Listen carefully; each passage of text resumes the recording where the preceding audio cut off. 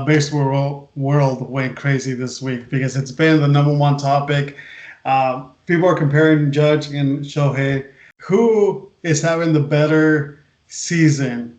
Armando, this is a hot debate right now. Shohei's 50-50 or Judge hitting 63 home runs. Both are impressive, but if you ask me which one is more impressive, I will go with the one stat that has not been done in baseball. Shohei is one of one. Oh, breaking news. What We have happened? breaking news. Here we go again with the plus minus. When you beat me to it, I was like, oh shit. We you started have to thinking you have to be quick. You have to be quick. In game, real time, it's hard to like make that same call 100%.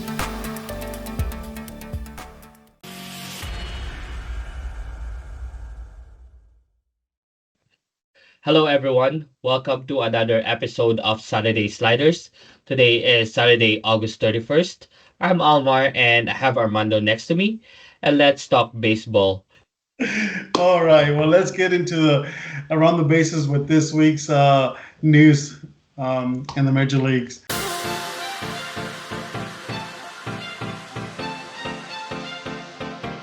Omar, we talked about it last week about Shohei uh, being the first player with 50-50, 50 home runs, 50 stolen bases.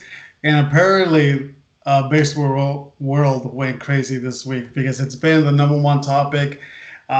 People are comparing Judge and Shohei. Who is having the better season? At the end of the season, what will be more important? Um, 50-50 club or 63 plus home runs? Armando, this is a hot debate right now. Shohei's 50-50 or Judge hitting 63 home runs. Both are impressive, but if you ask me which one is more impressive, I will go with the one stat that has not been done in baseball. Shohei is one of one. Currently have 43 dingers and 42 stolen bases now. And we are still in August, Armando. And I'm not saying that Judge hitting 63 home runs in a season is worthless. Only a select few have hit 60 or more dingers in the season. But we are talking of unprecedented feat here. 700 million money well spent by the Dodgers here for Shohei, right? Yeah, I agree with you. There's no argument against me against, but it's actually he stole 43 today. So Shohei is now the first ever to go 43 and 43. So it's very, very impressive. So to me, my answer is Shohei as well. There's no comparison. But I do have, but let me just talk about Aaron Judge right now. Like we're not saying who has the best season. They're both impressive. But let's so but like you mentioned, it's been done before. Hitting 63 plus home runs has been done before. Regardless of what the media or baseball writers wants to say, they don't want to acknowledge Sammy Sosa, who has 66 home runs, Mark McGwire 70, and Barry Bonds with 73. As much as the steroid era, baseball wants to move away from it, but you cannot just say it never happened because it did happen, and the baseball world was watching. In 1998, Sammy Sosa and Mark McGwire they saved baseball because it was in a decline. Um, so it's been done before. I don't care if you want to say like, oh, 66 home runs or 70, 73, and a little underneath your name, you can say under steroids era. Whatever, like whatever you want to say, but it's been done before. 50-50 has never been done before. Um, so yes, Shohei, it will be more impressive, but they're both having a great season. No Correct, doubt. correct. Yeah, we're not saying one player is better than the other, but Shohei's 50-50 would be more impressive than Judge's 63 home runs if ever Judge come close to it. Correct. And I just that's a little rant because I heard him this week. Some baseball writers, calling Aaron Judge as the home run king. Stop. He's not the home run king. Okay. Uh, uh, Aaron. There's been plenty of home run kings, right? So let's not go there with Yeah, Aaron it's Judge. it's it's like it's like saying Ichiro is the hit king when Pete Rose has more than what Ichiro has, right? It's Exactly. still So there. The history is still there. No matter what you say, Barry Bonds still hits 73 home runs, asterisk or not, right? yes, exactly. So you can call him like American League um, record, but it's not the home run record. Let's just Yeah. okay. Well, let's Yeah, get my blood before pumping here. it's getting hot now before Yes, before we that's a before we little get rant. we get mad. Well, let's move on to some sadder notes. Well, Omar, it's been a rough go in Detroit. The Tigers announced Monday that they're actually placing a bias season-ending injury.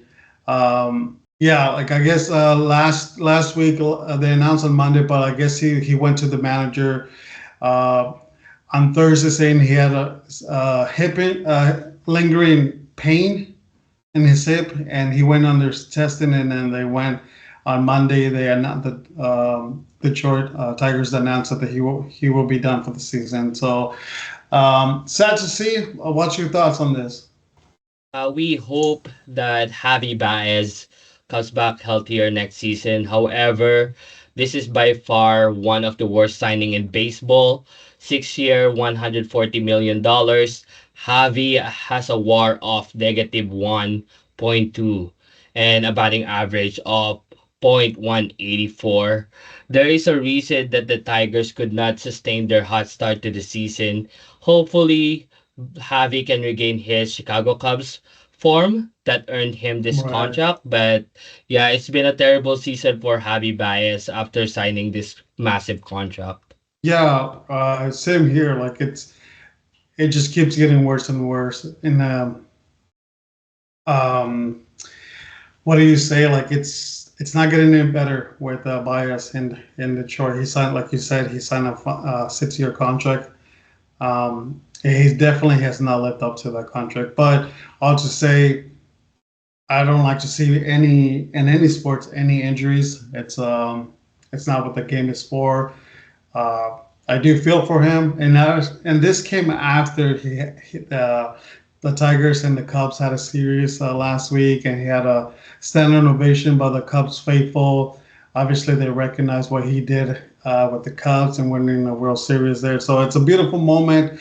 And after that, this happens to him. But I'll just say his tenure has not been great. You mentioned this season alone, but in his 3 years in Detroit, he's hitting a .221 with 32 home runs, 163 RBIs, and 341 strikeouts. That is definitely not numbers for success. And hopefully, he's having surgery next week, and hopefully he can be healthy for the start of the season. But yeah, like you need your hips to be strong, and I'm not sure that it contributes to this season because he's batting under 200, but hopefully he can get healthy for next season. Yeah, like Shakira said, the hips don't lie, right?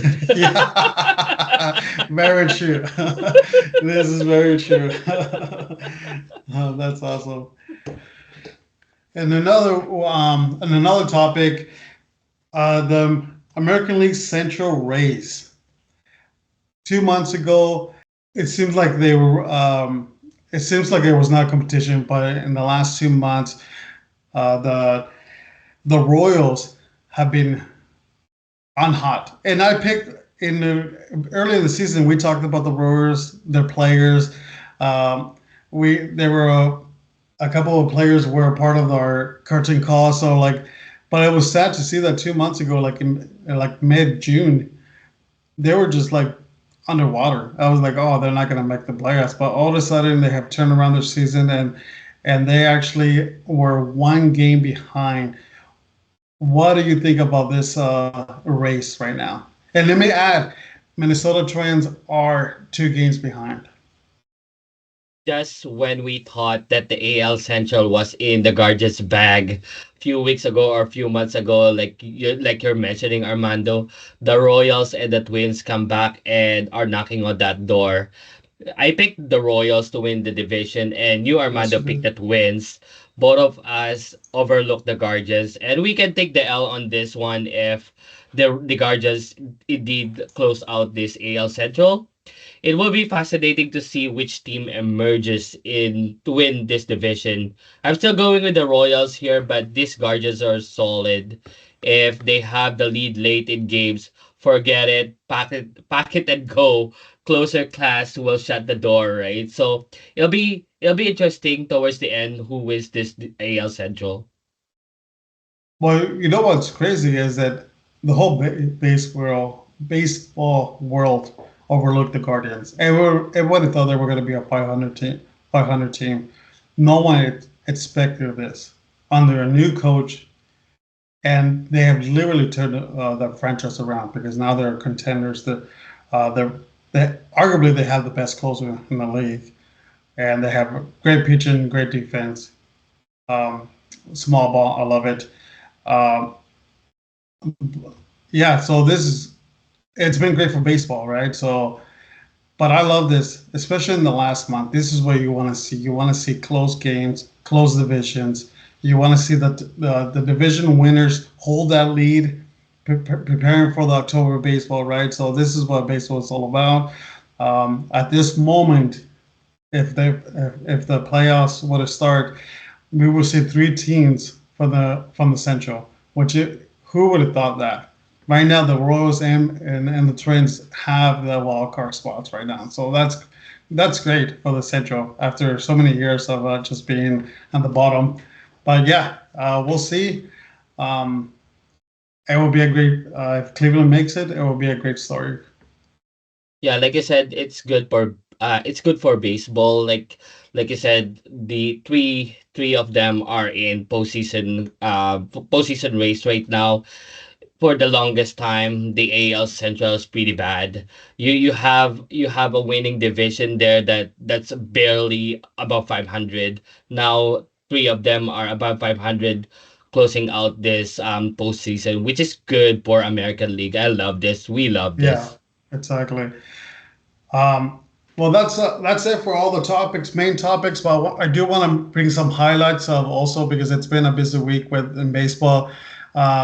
I'm not sure if you saw on Thursday, no Wednesday night, there were at the Chicago White Sox game. There was only 17 tickets sold.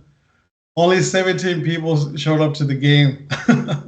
No, I think I saw that. I was like, how many people? I just saw that on X, and I was like, no way. Yeah, But this is just sad for White Sox and I the never south side of see Chicago. as much as like people want to make fun of the A's for 3,000 fans or the Marlins 3,000 or the Miami Mariners over under 3,000 attendance. I never 17 fans. It's like pretty much a double A baseball game or single A. That's That's it. better. Single A. Yeah. That's Oh just man, terrible. that is I terrible. feel bad. I feel bad. Like we kept we kept having fun Yeah. in the expense of the White Sox this season, and my over under is still intact, right? So Yeah, too bad for my 55 wins. Other highlights of this week is that no team will be is on pace to win over 100 games this season. Uh, I I think you have to talk about like the Guardians. There's just been better teams. Like we're talking about Central, there's been better teams. No, no dominant team can just beat up on the bottom feeders no more. This is what shows.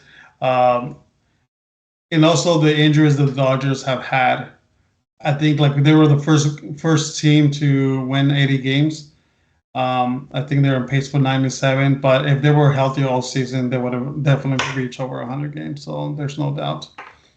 Yeah, it's gonna be hard to win 100 games every season. And we were talking about the Phillies before with our over under here Yeah, of exactly. Yeah. 116, and we were like, oh yeah, they will come close to like 100, maybe even win 100, and now they're not on pace to No. even So close out this season with close to even 100. So this is what we want for baseball, parity in games, regardless of what your payrolls are, right?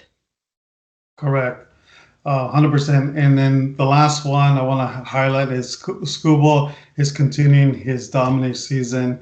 He reached his 200 strike milestone. So yeah, probably the Cy Young Award for the American League at this point. Okay, since you mentioned Scooball, which is having a tremendous season, Scooball or Emmanuel Class for Cy Young, if you're going to pick right now.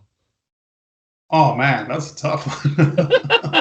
Put you on the I spot, love right? my relievers. I love my relievers. I like my closers. I will go. My mind says the closer, but I know my heart and baseball world will the school ball will be. It's like, but my vote will be. You know where my vote is going. Yeah, I know. I know your vote would be Emmanuel Class. I Exactly. think my vote would be Emmanuel Class, especially if the Guardians close out this AL Central. Yeah. So that's great. Yeah, I saw the highlights. Good for him. Yeah. I love a closers. I love closers. I like relievers. Well, that is it for Around the Bases. If you like this content, please subscribe, like, and follow. It will help our channel grow. Thank you. All right, Omar, let's get into another segment of Fair or Foul.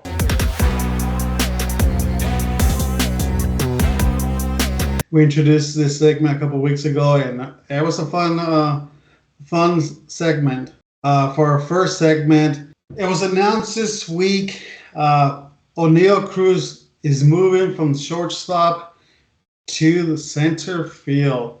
Is this with a month left on the season? Is this fair or foul, Omar? O'Neal Cruz moving from shortstop to outfield. I'm calling this one fair. Cruz is planning to reach out to fellow Dominican Republic player Fernando Tatis Jr., who also moved from short to the outfield for the Padres. Why is this fair? Cruz had 24 errors in 112 games this season, second most in the majors behind Ellie De La Cruz of the Reds.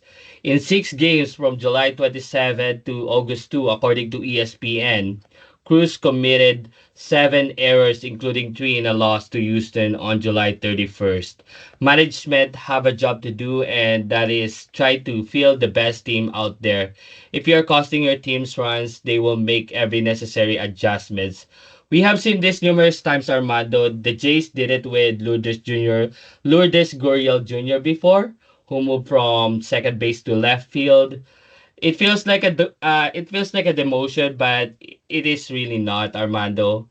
Much rather be in the majors than try to fix it in the minors, in my opinion. Well, you make a good argument, but I'm calling this actually foul.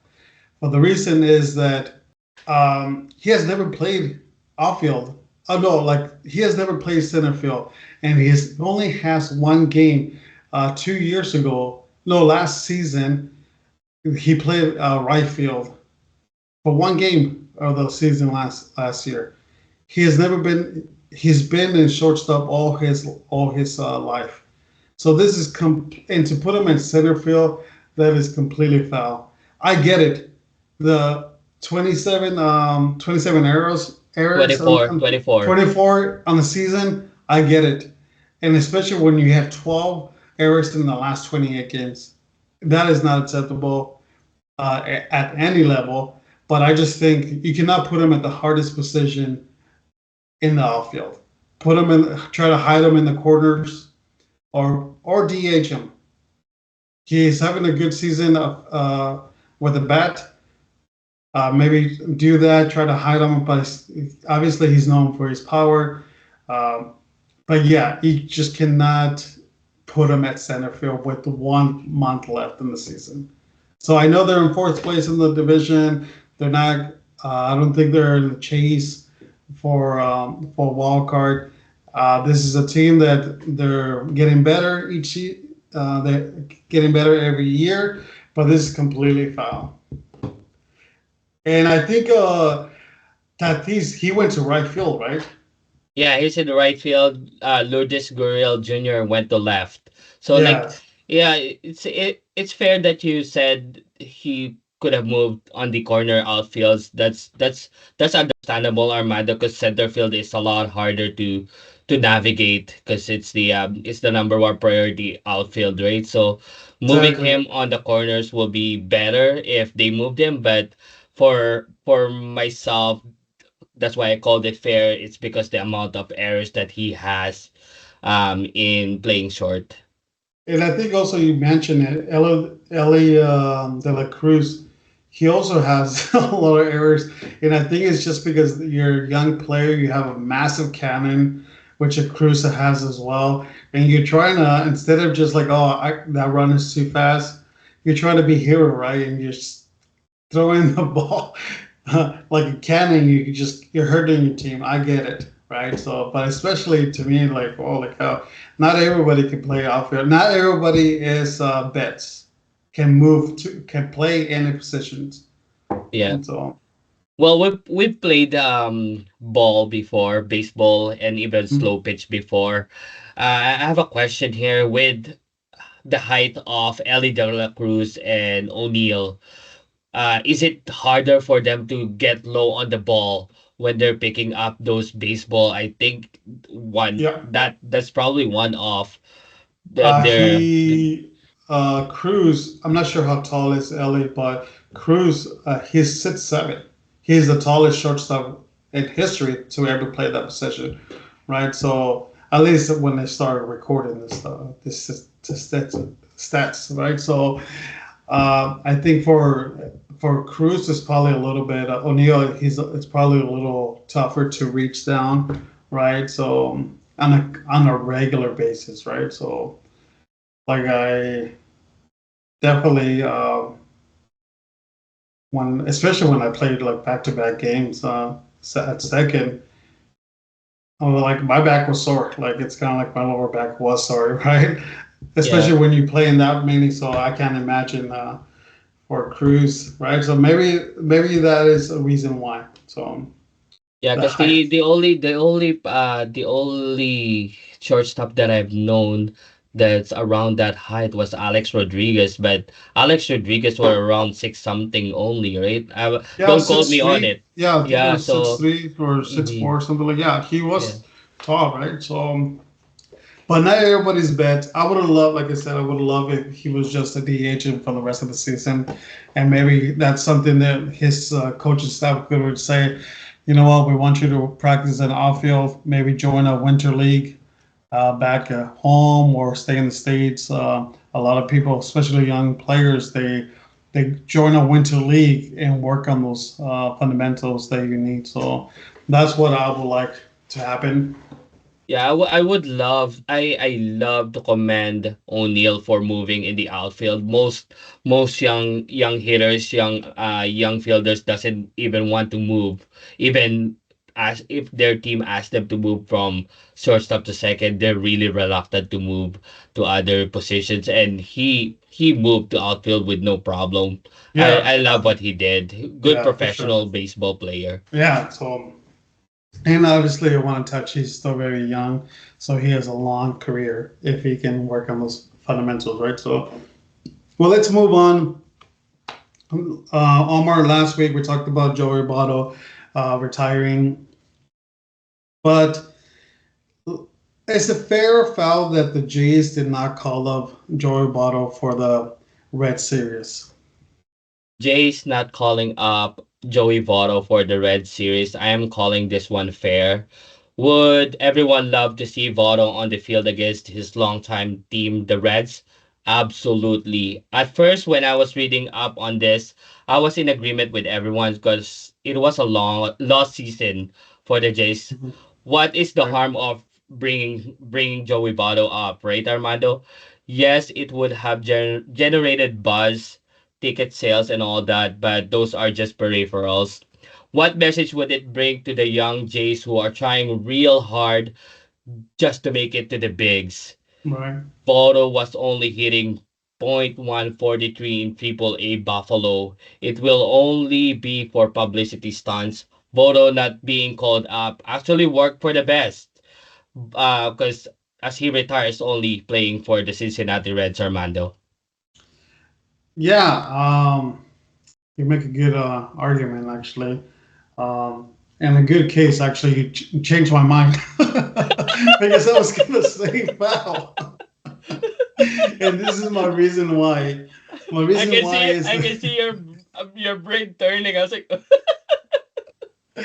and the reason why is that I was calling it foul because he's for being a camp invite and being called to AAA, it stopped another player from reaching, right? So somebody probably stayed at AA. It triggered down. Somebody couldn't reach the AA because they had that roster spot for him, right? And it's and especially I get it. He wasn't healthy enough, but why not? Why didn't the Reds say like, "Hey, come back, retire as a Red, right? Red, right? You've been. This is the only organization you ever played for, right? If you wanted to throw the first ceremony against both clubs, that would have been great. But nothing happened of that. So to me, it's like he was a Cincinnati Red, right? So like, why not make it right? So he probably get retired, like probably next season, a day contract, right? But why not right now, right? Especially where everybody knows he's a Canadian. Canadians love him. He played for Team Canada. It would have been a great moment for him to just walk out into the sunset, right? So, but you definitely make a good argument. of course I did.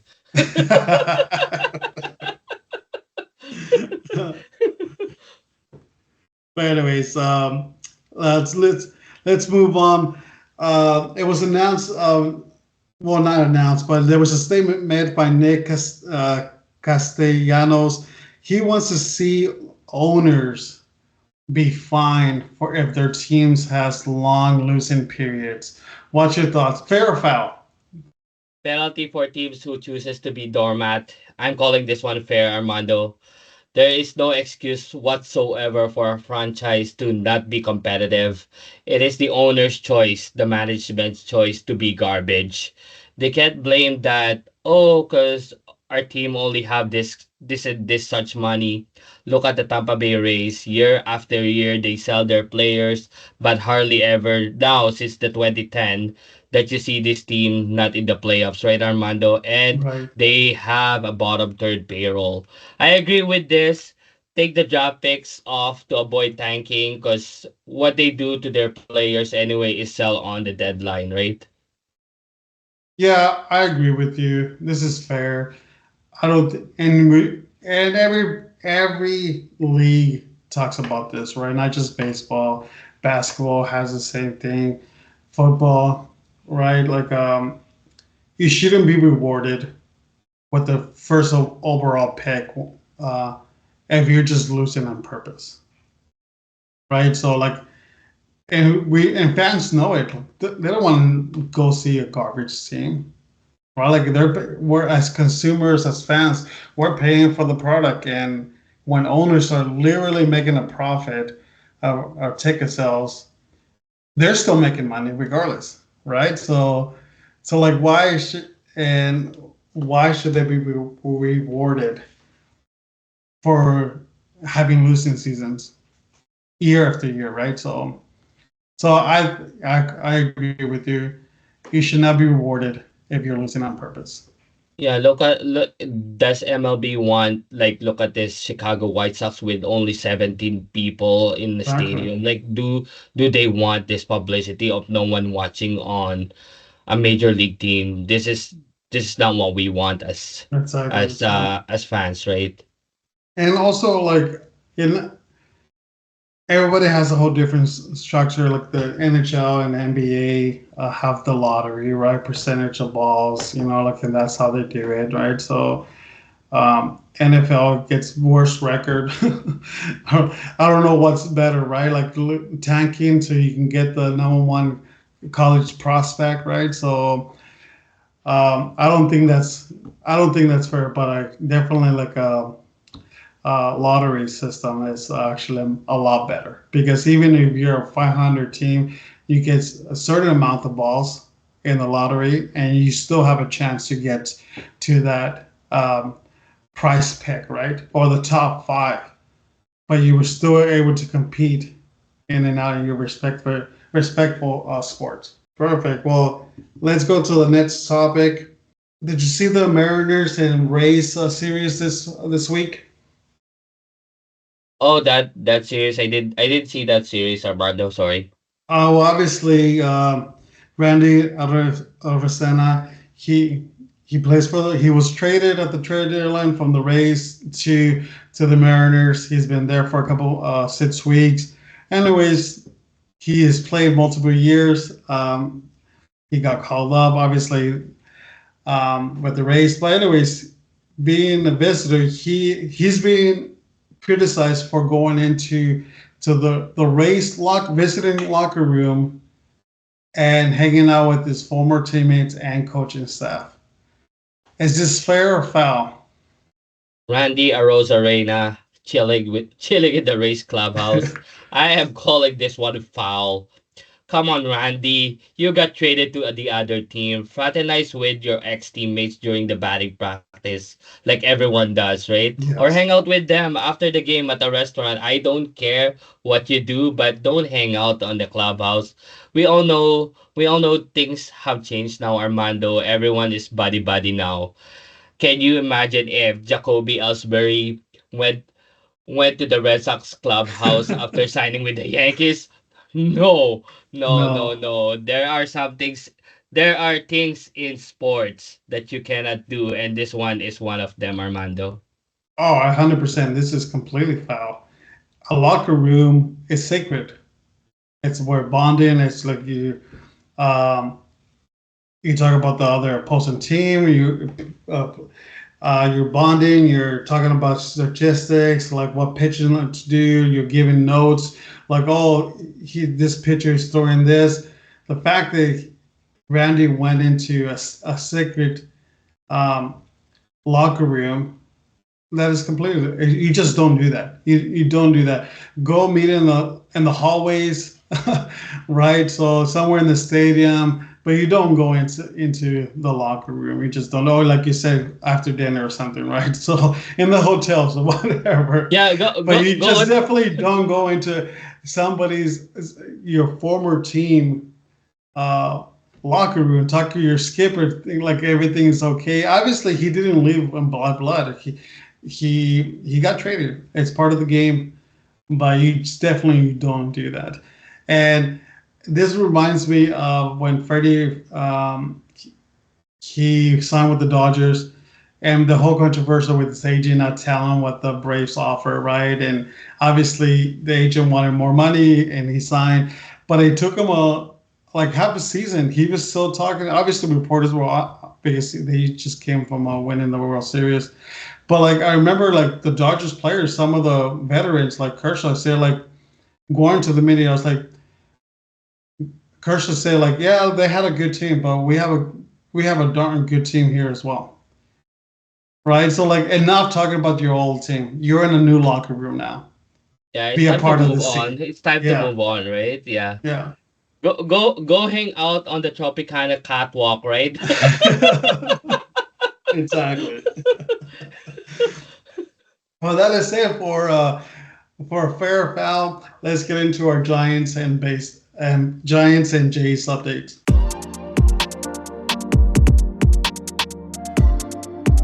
Well, Omar, what else can I say about the Giants team, right? So, but I could do tell you that it was a good week. for Giants media, for fans, because we accepted it. This team is not a playoff team. You can say whatever. They can come close to the wild card spot. They can drop whatever. I think we just kind of realized this is they're not making the playoffs, and I think we letting that out or settling in our hearts and minds, saying like, okay, they're not a playoff team. They're not a good team. They ranked in almost every statistically 15 around the teens. That's a 500 team record. Like, I don't know why we were expecting this was a playoff team or a better team. They had never seen, they never got into a hot start or on a roll. We never seen that 7 game winning streak, 7 to 10. No, at the most they ever got 4 games. So I think it's been knowing that it's kind of been like, okay, so the fans and media, they're still have not given up on the Giants, the players, but definitely we have given up on this Farhan and his staff. And I think that right now we're saying this is the second year in a row that the Giants are not making the playoffs, and it's not acceptable. Um, it we should not be. It is not something that we're not used to, and we just cannot contend or settle. Like, we cannot miss the playoffs 2 years in a row. And right now, we're kind of like, what is the Giants owners? Are they gonna say something? Because we're wondering what's gonna happen to him if he's gonna be let go, because in his tenure he's only made the playoffs once in 5 years, and that's just not acceptable. So I think that's all we have. Um, Kind of turn our attention, and we just cannot go with the same lineup, same team, same offensive struggles into next season. Something has to change. And at this point, we're pointing at the general manager. There's a new voice that is needed. And how much longer are the owners are going to put up with this mediocre from Farhan? So yeah, so that's kind of like the big picture of this week. The Giants team. They had an awful. We faced a very good Brewers team. We got destroyed by them, and that is not knock on. They're a better team, and Giants are way behind from the Brewers, and you can tell that. It's kind of like, yeah, good for them. They're doing it right. Giants have some work to do. And so don't get me wrong, there's been some good flashes of the season, a lot of call ups, a lot of young talent. You can say like, okay, the farm system is producing, but this young talent for a second year straight, the second half they have declined. So how I guess I'll ask you a question: how is a young prospect prepare for 162 game season? Because for the second year in a row, they have faded in the month of September, of August and September. It's really hard, Armando, with that question of your question with your minor league players. Could they handle the stress of 162 games? It's really tough. But you have to start with the spring training, everything. You have to get it right. You have to get it into their minds that this will be a 162 game season, and if they're not ready, they're not ready, right? It's just like you have to make it to the point that if you're coming into the season first game in March, you have to know that you're in for the 162 games. But you're really asking for much for younger players, and most of them really fades into the season, and it's really sad to see them not work out for them, because they worked hard for Yeah, the exactly. to be in the majors, right? But we don't want to see them struggle, but it happens. We see this with Holiday this year. struggled mightily, and he was the first draft pick of this year, right? So it really happens. It's just when you fall down, it's just a matter of can you stand up and be better, right? Right. So, and I think yeah, it's just like for example, our catcher last year, he lost about 20 pounds playing in the pros with all the gear, summer, right? Like he lost about like 20 something pounds, and he faded in the end of the season, right? So he didn't strengthen enough, condition he was not there. So this year he bulked up, but he has faded away. So what? I'm not really sure what's the answer to there, right? But our young stars definitely need to be conditioned better for a full season, right? So, but obviously the players are feeling it. There's a lot of pressure. You can tell on Chapman, he's playing with a lot on his shoulders. He's trying to carry this team, which I admire. He's trying to rally the team up and say like, no, but especially for the young players, it's kind of like this is how you do it. Even though you're not having a good season, you still have to be a professional. This is your job. He's carrying the team, but you also see it on Blake Snells and Webb, Logan Webb. Those veterans are trying to encourage, kind of rally these young stars. This is how you do it. But there's so much they can do, right? So, but I think my last question that I have for you with our skipper, obviously he came from San Diego. He was there 2 years. There was a lot of expectations. He didn't live up to that expectations. Um, they parted ways. Same here right now. There's a lot of expectations, even if it's not a good roster. There's still the Giants expect playoffs. Uh, they expect winning seasons, and he's not living up. So, is it fair to criticize him so much? Because obviously he was a great coach with the A's. He had a lot of winning seasons, but I think when you don't have expectations this high, there's not a lot of pressure.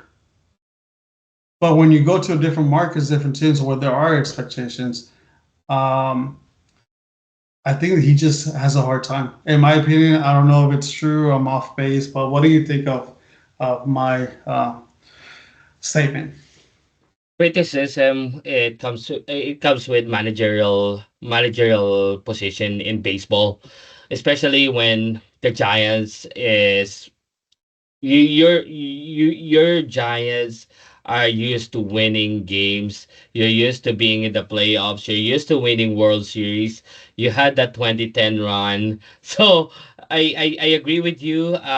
It's a lot of pressure when you go manage the Giants, the Dodgers, the Yankees, the Red Sox. It comes with it. So if you accept being a manager for this team, the expectation is World Series or bust, right? So I'll give some slack to Melvin right now because it's his first season. Next year, if he doesn't produce again, then I'll cut him loose. But this year, because of the mixed talents, and Right, you had you had chance to improve the team, and you waited so long to sign Blake Snell. You waited so long to sign Chapman. You could have done it earlier. That could have helped everyone right, with this baseball team, but you waited for so long, and it didn't. I think it added for that pressure to make that chemistry right, bonded right away, right? So, and to add up to your question with your prospects, we talked about this before. Prospects are prospects.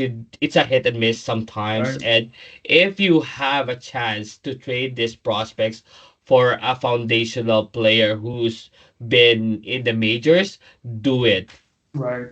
because Well, these it's prospects are funny enough. prospects, right? Funny enough, you mentioned that because at the trade deadlines, there was a lot of people saying like trade. We need to sell. Like this is not a good team, right? For Farhan and his team, they said nope, we're keeping still, which is a lot of people confused a lot of people because he was talking we're going to a youth movement. Well, it really didn't because there was a lot of still veterans playing. The youth were called, some like Luciano or Matos were called up, but they were just on the bench for like 9 games. So it was like why are they not playing? And then they got sent back down to AAA, and it's like, okay, you said they were being called up because you want to see what you have in these players, or they're going to be tradable, right? So, but now this week, actually, the Giants announced that they put 3 players on waivers this week. So like, so now you're now you're dumping the players that you should have been a month early at the trade deadline. You should have let go already. So it's a little mixed. There's a lot of emotions, a lot of confusion going on from Farhan and his team. So like it's kind of like you could have traded this some of these prospects, some of these veterans like Snell, and got something in return. But you did for another year. You didn't do it, and now the Giants are sliding. Like it's just not, as Giants fans or media, like we're not. It's not acceptable. It's just not acceptable for with us. It's leaving a bad taste. 2 years in a row, we're not making the playoffs. Yeah, I keep envying the Giants when you're always in the playoffs, regardless. So I think yeah, because with the like I said, the Giants, the Dodgers, the Red Sox, the Yankees winning World Series is the ultimate goal. Not just making the playoffs, not Oh, just making the playoffs. Winning the World Series is oh. the goal, right? So we as Jays fans envy those teams that oh yeah they want to win the World Series, but the Jays are just happy winning games. Anyways, yeah, that is it for my Giants update. So Well, for your Blue Jays update, another terrific start from Bowden Francis Armando. Bowden pitched 7 shutout innings against the Red Sox in Fenway, allowing only 1 hit. Bowden Francis has a whip of .38 in the month of August, the lowest whip by any starter in a calendar month, minimum of 4 starts since at least 1906 as per Sportsnet. So great job from Bowden Francis. that's impressive. One hit in a hitter's ballpark. Yeah. That's And impressive. the Jays are actually on the roll lately. They are 7-3 in their last 10 games. So the Jays had 23 hits and 15 runs today against the Twins in Minnesota. So they have the best winning percentage in the AL East after the All-Star break. If only this team was not hot garbage for the first 4 months, things could have been way different in Toronto, but here we are, Armando, crying. So there's still lots to look forward to next season, Armando. The pitching staff will be still intact with Gossman, Barrios, and Bassett.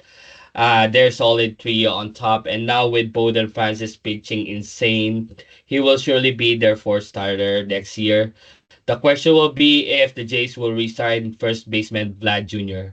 So there are rumors that the Jays might sign Vlad Jr. to be their everyday third baseman, which was his original position coming up from the Right. minors, and allocate money to sign a first baseman. So, I'll pitch in too as well. what's that? I'll pitch in as well. Yeah, I know. We shall see. We shall see what this management will do this winter off season. But they need to sign Vlad first, then go from there. Make Vlad your centerpiece of this franchise for a long time. Yeah, I agree. So is the Jays going after Soto? Ah, they're all. We saw this like that top 10 teams that might sign Soto. Forget about it. I'm not buying it.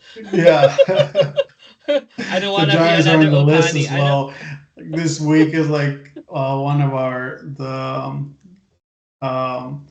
Barry sport anchors. They were like, don't start to talk about Soto. He's not coming here. Okay, don't talk about it. So, like, I don't want to be winning. teased with another star being sick runner up. Yeah, winning is contagious. So with him tasting some winning in Yankees, I think he'll sign with the Yankees again. This just a matter of how much will he sign for, and that's the Exactly. question. That's why this media is always chasing other teams so that they can like, oh, this team is looking for Exactly. they're looking to pay Soto this much. No way. I don't want to be another Shohei flying to Toronto again. Exactly. So, well, that is it for another episode of Saturday Sliders. See, until next time. See you next week.